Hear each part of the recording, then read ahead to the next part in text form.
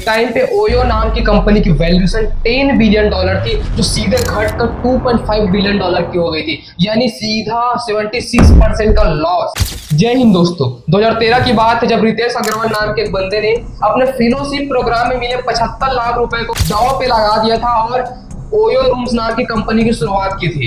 शुरुआत में उन्होंने सस्ते होटल को टारगेट किया था और होटल के मालिक को अपने साथ जोड़ते रहते थे। ऐसे करते करते उन्होंने बहुत सारे होटल को जोड़ दिया और स्टार्टअप चलने लगा था।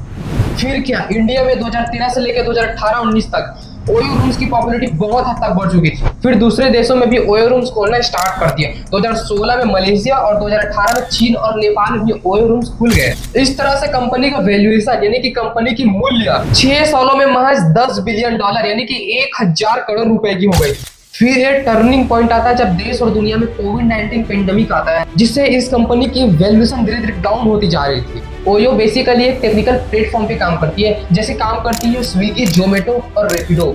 ये कस्टमर का कुछ पैसा अपने पास रखती है और बाकी बचे पूरे पैसे को होटल वाले को देती है। कुछ समय तक ओयो और होटल वाले का संबंध बहुत अच्छा चल रहा था, क्योंकि होटल वाले अराउंड 20% चार्जेस ओयो को देती थी, जिससे होटल भी मुनाफे में था और ओयो भी मुनाफे में था। लेकिन धीरे धीरे इनका संबंध खराब होता चला गया जब 2019 में ओयो ने होटल्स के ऊपर हिडन चार्जेस लगाने स्टार्ट कर दिए थे, जिससे इनके 20% जो चार्जेस थे वो बढ़कर 50% हो गई थी। यानी कि अब होटल वाले ओयो को अराउंड 50% तक चार्जेस दे रही थी। ऐसे चार्जेस बढ़ा के ओयो को ज्यादा मुनाफा होता था, लेकिन होटल वाले को उस तरह से मुनाफा नहीं होता था जैसे पहले हुआ करता, जिस कारण उस समय 500 होटलों ने अपने होटल का नाम ओयो लिस्ट से वापस भी ले लिया था। लेकिन सबसे बड़ा स्कैम यह था कि नाम वापस लेने के बाद भी ओयो के वेबसाइट और ऐप पे इन होटलों का नाम शो हो रहा था। और एक ने तो ये भी बताया कि जब उन्होंने ओयो ऐप पे रूम बुक किया था तब वहां पे शो हो रहा था 370 रुपए।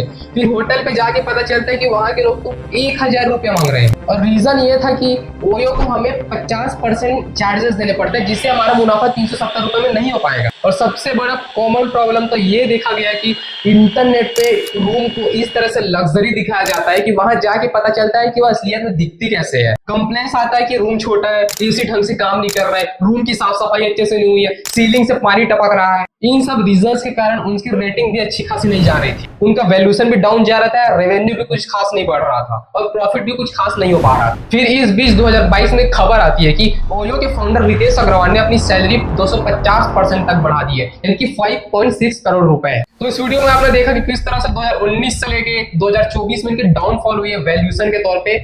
ऐसी इन्फॉर्मेटिव वीडियो के लिए हमारे चैनल को सब्सक्राइब कीजिए, वीडियो को लाइक कीजिए, शेयर कीजिए और हमारे चैनल पे बने रहिए। बहुत बहुत धन्यवाद।